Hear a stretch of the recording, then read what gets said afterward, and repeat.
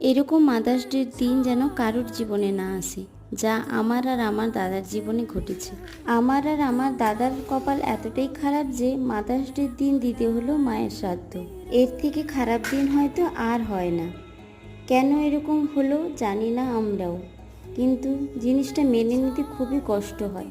মা না থাকার মতন কঠিন সত্যটা আমাদের যেখানে মেনে নিতে হচ্ছে, সেখানে মাদার্স ডের মতন একটি সুন্দর একটি দিনে মায়ের এই দিনটা কি না হলেই হতো না? কেন আমাদের সঙ্গে এইভাবে এই জিনিসগুলো হচ্ছে আমরা সত্যিই জানি না।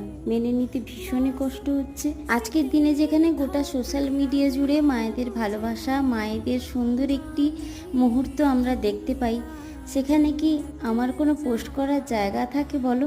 শুধু নীরবে দেখে যাই আর শুধু মনে মনে ভাবতে থাকি, আমিও যদি দিতে পারতাম এরকম একটা সুন্দর মুহূর্ত। ভালো থাকুক পৃথিবীর সমস্ত মা।